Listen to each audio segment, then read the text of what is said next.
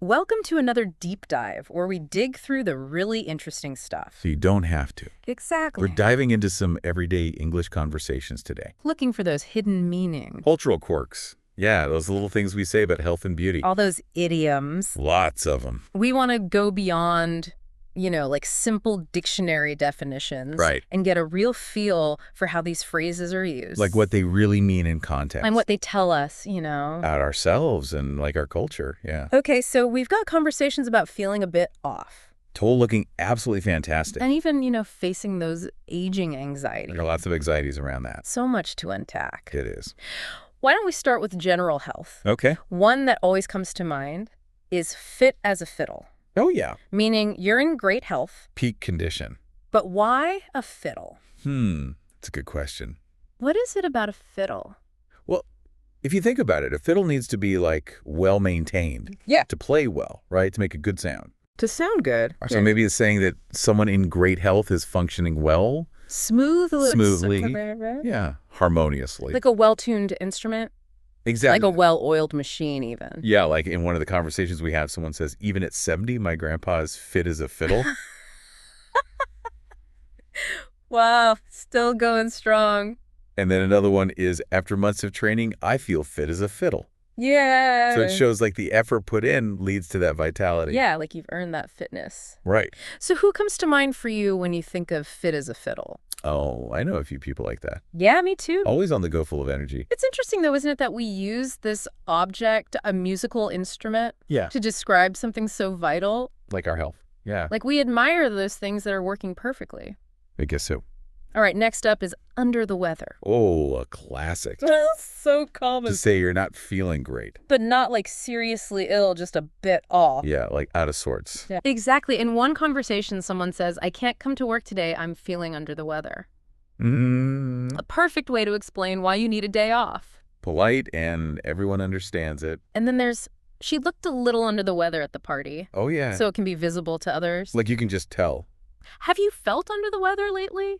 Oh, I think we all have those days. Yeah, just that general blah feeling. Like things aren't quite right. Speaking of not feeling right back on your feet. Ah, that feeling of recovery. Yeah, relief. Like getting your strength back. After being sick. One person says, after a week of rest, I'm finally back on my feet. Love that feeling. I know, it's the best. And then there's doctors say he'll be back on his feet in no time. So hopeful. Full recovery on the horizon. Yeah. When were you really glad to be back on your feet? Oh, I remember one time I had this awful flu. Oh. And I was just in bed for days. Oh, no. But then finally I could get up and move around. That first day you feel better is so good. It is such a relief. Okay, next we have the picture of health. This one's about looking healthy. Vibrant. Oh, yeah. Glowing. It's interesting how it focuses on appearance. Yeah, you can just tell by looking at someone. Like in one conversation, they say, after months of eating well and exercising, Sarah is the picture of health. Yeah, you can practically see the healthy glow. Exactly. And then there's, even in his 60s, my dad is the picture of health. So it's not just about being young. It's about vitality at any age. Who do you picture when you hear the picture of health? I think of people who just radiate energy. Like they're thriving. Yeah, they've got that inner and outer health going on. Yeah, it makes you wonder how much we connect health with how someone looks. It's definitely part of it. All right, now, for one that doesn't sound so pleasant, sick as a dog. Ooh, yeah. This one's about feeling awful. Really unwell. Like truly miserable. But why a dog? I guess maybe it's because dogs are known for sometimes, Getting to things they shouldn't. Yeah, and then getting sick. Makes sense. In one example, they say, I had food poisoning last night. I was sick as a dog. Oh, no. Food poisoning is terrible. The worst. And then there's, he caught the flu and has been sick as a dog all week. Oh, no. Not the flu. When was the last time you felt that sick as a dog? Oh. I try not to think about it. It's not a good memory. It's not. Okay, next up is rundown. This one's about feeling drained. Exhausted. Yeah, like you've got nothing left. It seems similar to under the weather, but with more emphasis on that exhaustion. Yeah, like your batteries are totally depleted. In one conversation, someone says, you look tired. Are you okay? I'm just feeling run down from all the work lately. Oh, I feel that. Work can be so draining. It can. And after traveling for days, I felt totally run down. Traveling can take it out of you, too. Have you ever felt that kind of rundown where even sleep doesn't help? Oh, yeah, definitely. What do you do to recover? Sometimes you just need a real break. Yeah, like a proper vacation. Exactly. Okay, let's move on to a more positive one. A clean bill of health. This one's about getting good news from the doctor. Yeah, that all clear. Like everything's fine. I wonder why we use the word bill here. I guess it's like a statement A formal declaration. from the doctor saying you're healthy. Makes sense. Someone says, my test results came back all clear, a clean bill of health. Such a relief. And then there's, after surgery, she finally got a clean bill of health. That must feel amazing. Like a new beginning. Can you remember a time when you were relieved to get a clean bill of health? Oh, yeah. I had a health scare a while back. Oh, no. And waiting for those test results was just agonizing. I bet. But when they said everything was fine, it was just like a huge weight off my shoulders. That's great to hear. It was. Okay, here's one that sounds a bit more challenging. Keep body and soul together. This one's about just barely surviving. Like struggling to get by. In one conversation, someone says, during college, I worked 2 jobs just to keep body and soul together. Yeah, that's tough. And then there's, during the war, many families struggle to keep body and soul together. That must have been so difficult. It puts things in perspective. Have you ever felt like you were just trying to keep body and soul together? I think we all have those moments when things are tight. Yeah, when you're just scraping by. Makes you appreciate what you have. For sure. Okay, last one in this general health category. Right. Drop like flies. This one's dramatic. It paints a picture of lots of people getting sick or quitting something all at once. It's like a sudden collapse. Someone says the flu is going around, people at work are dropping like flies. Yikes. And then during the marathon, runners started dropping like flies in the heat. Oh, no. It really emphasizes how sudden and widespread it is. Have you ever witnessed a situation where people were just dropping like flies? I remember one time at a concert, it was so hot. Oh. And people were passing out left and right. That's scary. It was definitely concerning. Okay, let's shift gears and talk about mental and emotional health. Okay. One that always comes up is a weight off your shoulders. Relief. That feeling of burden lifting. Like something heavy has been removed. Someone says, quitting that toxic job was a weight off my shoulders. Can't imagine how good that must have felt. And then finally submitting my thesis was a huge weight off my shoulders. Oh, yeah, those academic deadlines. Can you think of a recent weight off your shoulders moment? Let me think. What changed for you after that? Well, when I finally finished that big project, Ah, yeah. it was like I could finally breathe again. Yeah, like you had more space in your head. Exactly. Next up is pull yourself together. This one's about regaining control.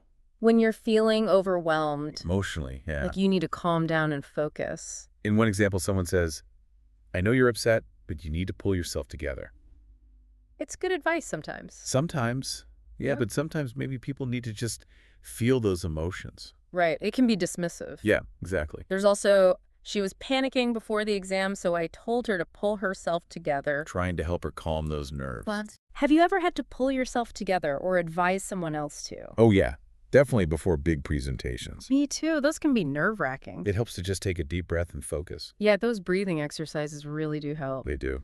Okay, now for one that conveys some serious anger, make your blood boil. Ooh, this one's about intense rage. Like when something really gets under your skin. Makes you furious. Someone says, hearing about animal cruelty makes my blood boil. Yeah, that's understandable. And then she lied about me. That makes my blood boil. The betrayal can really trigger that anger. What makes your blood boil? Let me think. It's usually injustice for me. Oh, yeah. Injustice is definitely up there.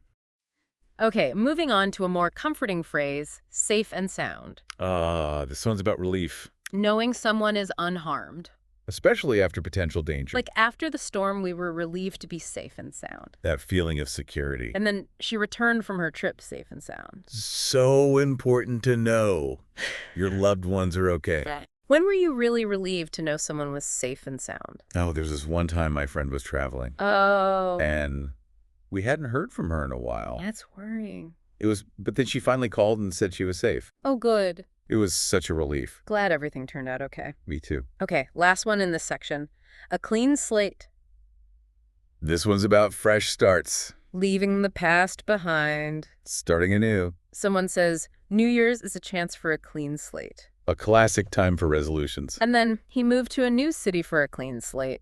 Sometimes you need a fresh start. Have you ever felt the need for a clean slate? Oh, yeah, definitely. What prompted that feeling for you? Sometimes you just need a change. Yeah, a new perspective. Exactly. Okay, let's talk about physical appearance and beauty. Okay. First up, dressed to the nines. Looking sharp.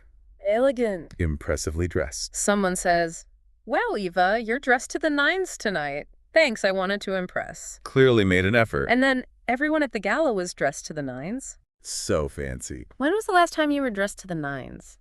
I think it was for a wedding. Oh yeah, weddings are a good excuse to dress up. Definitely. Next we have Drop Dead Gorgeous. This one's about stunning beauty. Like, breathtakingly beautiful. Someone says, that actress is drop dead gorgeous. I can think of a few. Me too. And then there's, you should see the view from this mountain. It's drop dead gorgeous. So it can be used for scenery too. What do you find drop dead gorgeous? I'm a sucker for a beautiful sunset. Oh yeah, those are amazing. Nature's beauty is hard to beat. Okay, our next idiom is a bit more modern, glow up. This one's about transformation. A positive change? Often in appearance, but it can be internal too. Someone says, wow, you really had a glow up since high school. Thanks, I started taking better care of myself. Good for them. And then her confidence after her promotion is a real glow up. So it can be about inner confidence too. Have you ever had or witnessed a significant glow up? I think we all go through those periods of growth. Yeah, those times when you really come into your own. Exactly. Now we have spitting image. This one's about looking exactly like someone else. Like an uncanny resemblance. Someone says, wow, your son is the spitting image of you. People tell me that all the time. I've definitely heard that about family members. And then there's, she's the spitting image of her grandmother. Genetics are powerful. They are. Who are you a spitting image of? I've been told I have my mother's smile. Oh, that's nice. I'll take it. Okay, next up is beauty sleep. That sleep that makes you look refreshed. Like you've been rejuvenated. Someone says, I need my beauty sleep before the big day. Important to prioritize rest. And then there's, she always looks fresh because she gets enough beauty sleep. I wonder if beauty sleep is a real thing. Well, I think there's some truth to it. Yeah, sleep is definitely important for our health. And when we're well rested, we tend to look better. How important is beauty sleep for you? I try to get my 8 hours. Good for you. It makes a difference. Okay, last one in this category. A face only a mother could love. This one's a bit cheeky, It's a humorous way of saying someone's not conventionally attractive. but usually said with affection. Someone says, that dog is so ugly, it's cute. Yep, a face only a mother could love. And then, his Halloween costume was so bad, definitely a face only a mother could love. Sometimes those costumes are intentionally bad. Have you ever encountered something with a face only a mother could love that you found endearing? Oh yeah, I have a friend with a really quirky looking cat. Oh, tell me about it. It's not the most beautiful cat, but it's got so much personality. Those are the best. They are. Okay, let's move on to idioms related to aging and longevity. Okay. First up, age is just a number, A classic. encouraging us to not let age define us. It's about feeling young at heart.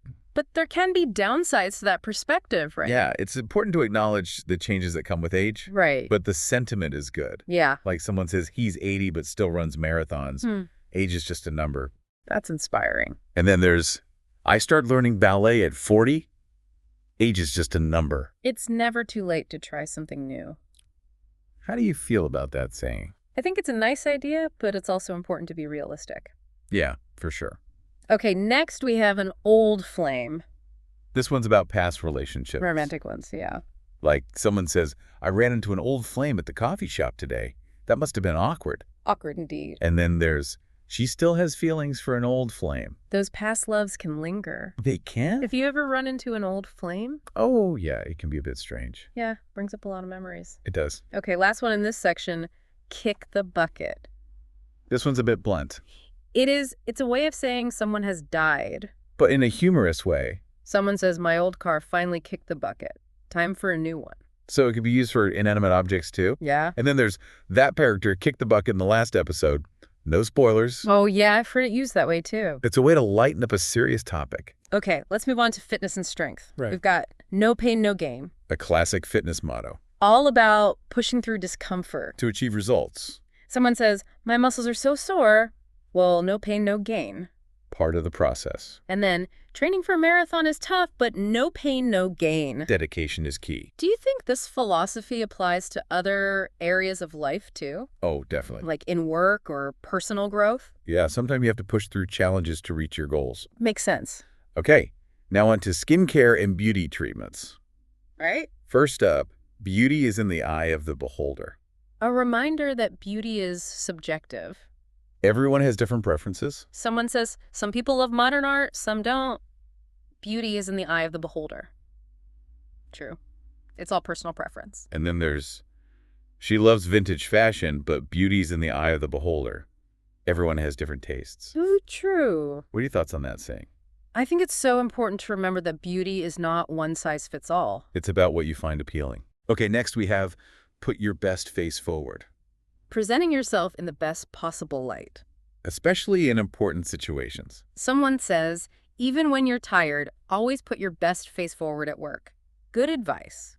Professionalism is key. And then, I have a big meeting, so I'll put my best face forward.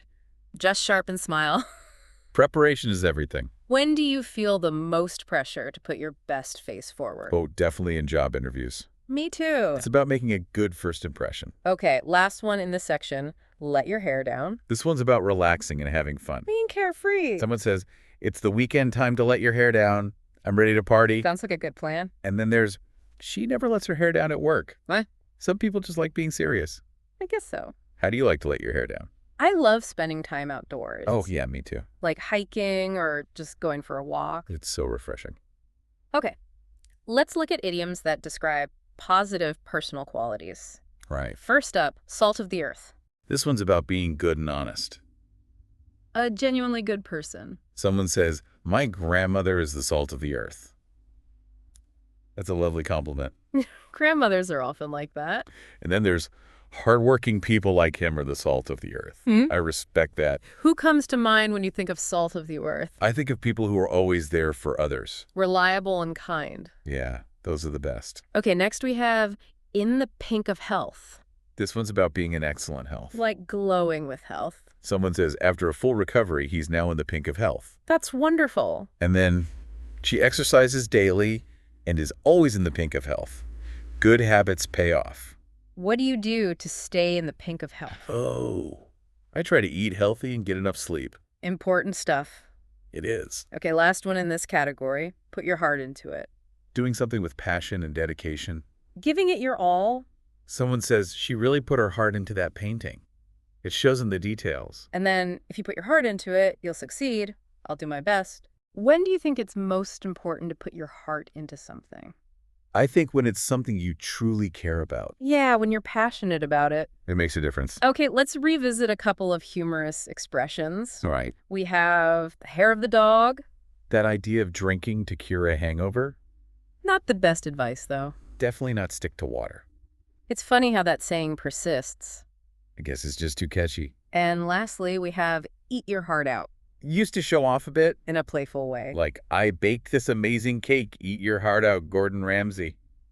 Bold move. And then there's, scored the winning goal, eat your heart out, Messi. Have you ever used that phrase? Oh yeah, definitely in a joking way. With friends? Yeah, just a bit of fun.